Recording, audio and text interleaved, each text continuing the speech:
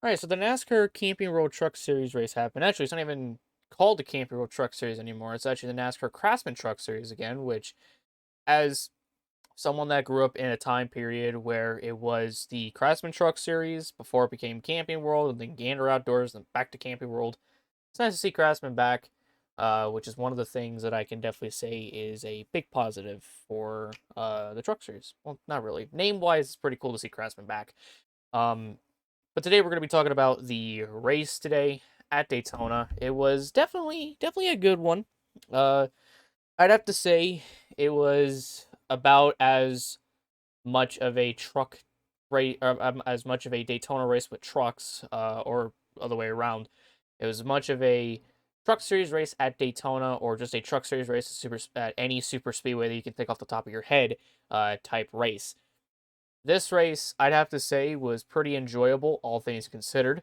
Um, some really hard racing, and considering the fact that the next gen 250 or whatever the name was of the race is 100 laps less and 250 miles less. That means when you only have 100 laps, not really a whole lot you can do. So any kind of like stage points that you can get, you better try to go get them because you never know if, something will happen or if you just can't get back up to the field and you're too far back and whatnot. So, but when you got 100 laps at Daytona or just any super speedway, you're going to want to go for it all. And that is essentially what everybody in this race did. It was really good. I ended up missing the first 10 laps, but I went back and watched the first 10. It was pretty enjoyable. Um, to say the least, I definitely enjoyed this race quite a bit. The duels the previous day on Thursday were not that great or fantastic, I guess you can say. Uh, the first duel sucked. The second one was better, and with this truck race, it kind of added on top of how good the second duel was on Thursday. So the first stage, nothing really happened a whole lot. There was a lot of aggressive racing, obviously, because it's a 20 lap stage, and whatever stage points that you can get, they're obviously going to go for it. And what really kind of surprised me the most out of like these truck series drivers is just how much they were able to save their cars like a lot of the time. It just surprised me so much that just everybody had talent. They just weren't, hooking a left or hooking a right into people or, hooking a left or right and going down or hooking a left and going down on the apron only to come back up the racetrack. So it was definitely pretty interesting to see certain drivers, save it, especially on the last lap coming to the end of stage one. Christian Eckes and Ty Majeski are actually fighting for the lead and the win of the opening stage. Coming into turn number four, Eckes and Majeski were still side by side. Crafton, I'm pretty sure, gave a little bump to Majeski in the corner, which is something you don't ever do at Daytona or Talladega because it'll upset your car and or truck. In this case, it upset Majeski's truck, but he was able to save it and no wreck happened. Christian Eckes ended up winning the first stage with Matt Craft in the second, Matthew Badeno in third, Haley Deegan in fourth, Nick Sanchez in fifth. Ty Majeski got a good finish in that stage. He finished sixth. Carson Osvar seventh. Tanner Gray eighth. John Wood ninth. And Grant Enfinger in 10th. Under the yellow had happened mainly during pit stops. Chris Wright ended up getting bopped for speeding. He ended up going to the rear, and Corey Heim was sent to the rear as well for having a crew member over the wall too soon, which was pretty interesting to say the least. Especially like on pit stops and early in the race, you kind of want to get those out of the way or just not do them as a whole. And unfortunately, it's what happened. Race goes back underway, kind of good. It's good for a little bit. Still some hard racing, still some good pushing, and coming on the front straightaway, Clay Greenfield ended up going or trying to go for a move that ended up being a not so good decision, and Clay Greenfield ended up taking out a few trucks. Some of them were involved, like Daniel Dye was involved, Dean Thompson was involved, obviously Clay Greenfield. Talladega winner Matt DiBenedetto was in it, and unfortunately Haley Deegan was involved in it as well. And let me just say this right now, with this wreck, it just continues to show just how much bad luck Haley Deegan has when it comes to super speedway racing. No matter what team she's with, no matter what car she's in, no matter what series it is. Well, mainly just for trucks, because I think in ARCA she did fine, but like in trucks, she just has the worst super speedway racing ever.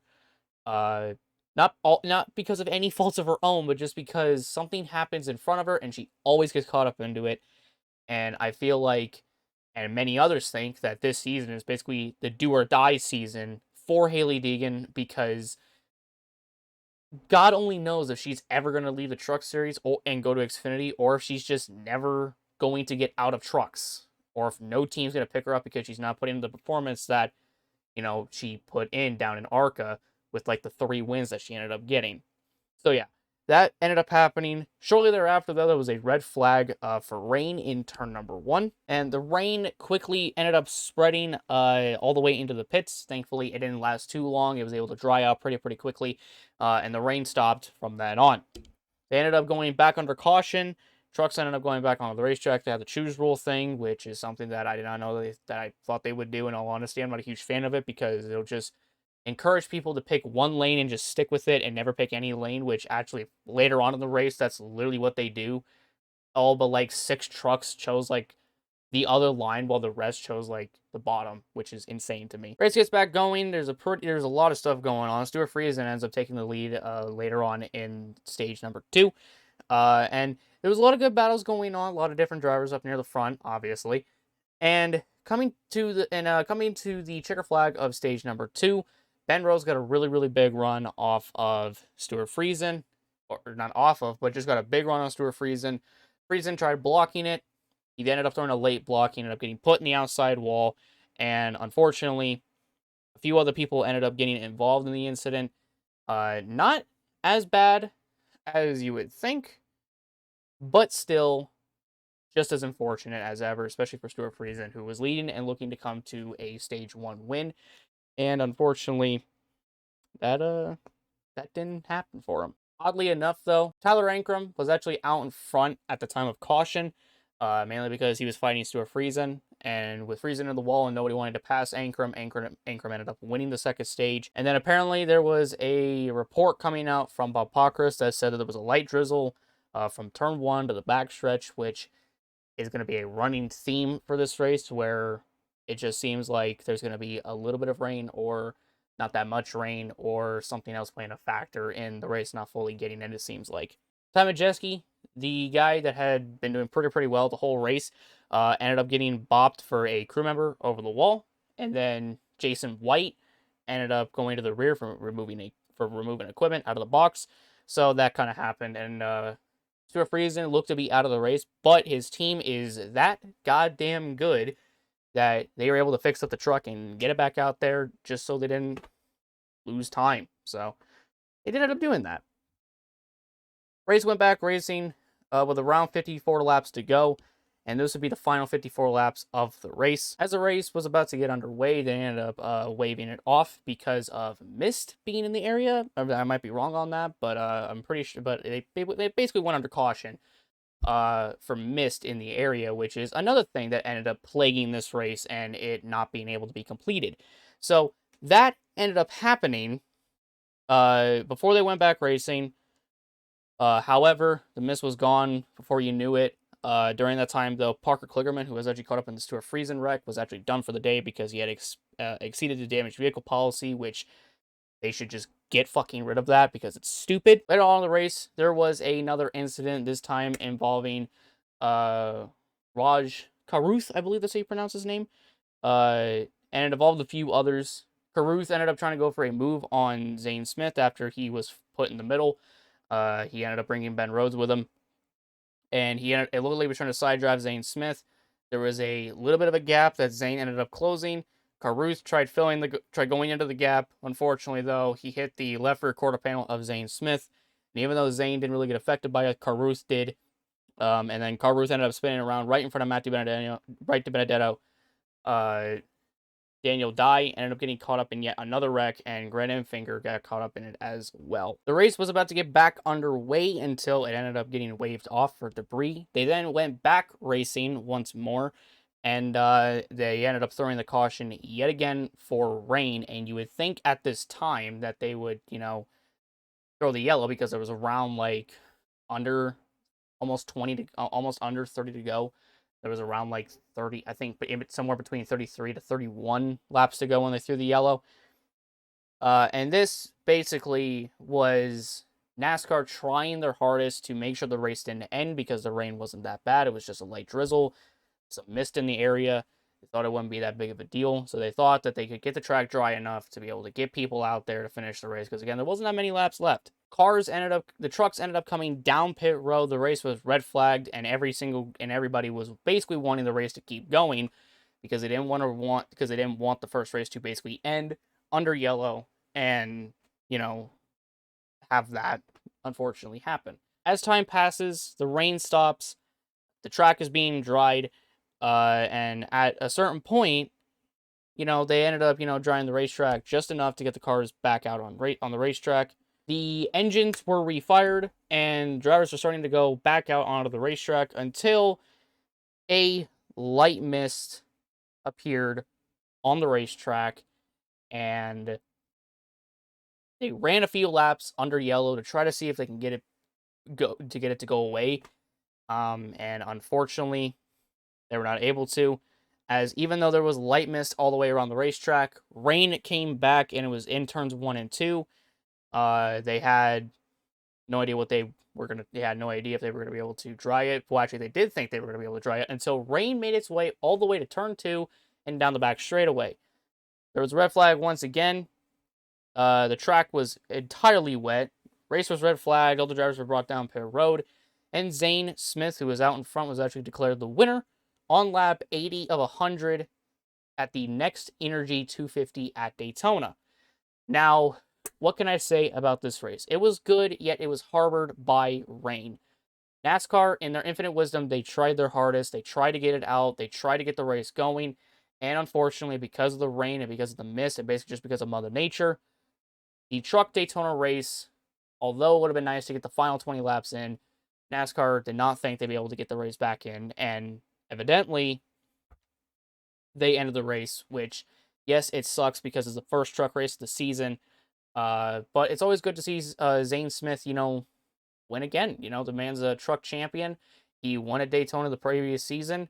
He wins it this season. He goes back to back. He is now tied with Todd Bodine as the only two truck drivers, to have won the Daytona truck race back to back. Unfortunately for Zanes, he wasn't able to see the start finish line both times, like Todd Bodine was able to see. He saw the checkered flag one time, and the second time he ended up getting it due to rain, which again sucks a lot, and we wish it could end under the checker flag, essentially. I think I speak on behalf of everybody when I say that NASCAR really didn't need to try to get the race to keep going with the rain that was going on, because once they once they threw out the yellow for some rain and mist in the area with almost 30 to go, you would think at that time they, call the race or whatever, but NASCAR, they saw that, there wasn't a whole lot of, mist and or rain. So they decided, maybe we can get this race in, dry the track up and, get it going again. Unfortunately, though, NASCAR just wasn't able to do it. Well, they did do it, but unfortunately, the rain and mist had other ideas. It came back, it altered the race yet again, and unfortunately, the track was lost, which is every single NASCAR fan's big nightmare, especially past the halfway point, when you get told on social media or on the broadcasting itself that the entire racetrack is lost due to rain. And let me just be honest with you, by the time they called it, it was like, I think almost midnight by the time they called it, which is insane to me. But they knew they didn't want to keep this race going. They could have pulled the 2012, Daytona race if they wanted to, the 2012 Daytona 500, or that was delayed until Sunday or delayed until Monday, and then they ran the race in, at overtime. I think that's what it was called. Prime time, not overtime, prime time, and that race ended up going from Monday into Tuesday. But they kind of can't do that with the trucks, if you know what I mean. Well, the race was past the halfway point, so you can't really fault NASCAR in their decision making to call the race right where it was. It was the right decision, because if they didn't call it there, we would just be sitting around waiting more and more. The track was officially lost, saying what NASCAR said.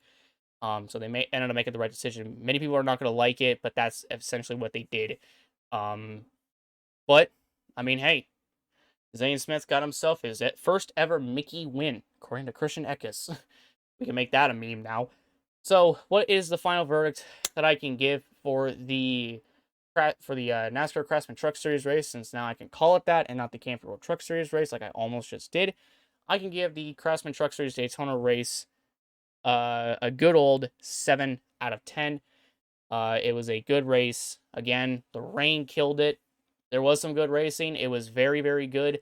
It was a lot of pushing and shoving, a lot of aggressiveness, but not too much aggressiveness to the point where every single lap it felt there was a wreck.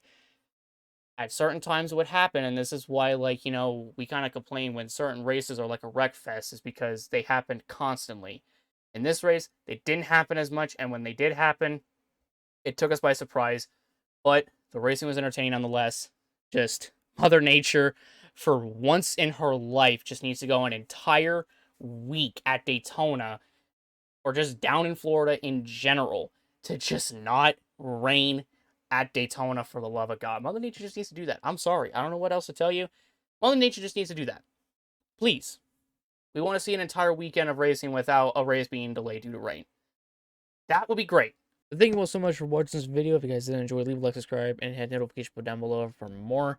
I will be covering the Xfinity race on Saturday, today, essentially, and I will be covering the Cup race on Sunday alongside the duels as well. I decided to skip it in the hopes that I could probably do the Truck Xfinity and Cup races all together in one video, and then it came to me that unfortunately I'm not going to be able to. So I'm just going to do them all separately. It's fine, though. But thank you guys so much. My name is Chris. I'm also here today. Peace out. I'll see you guys all in the next one. Take care, everyone. Love you guys, and goodbye.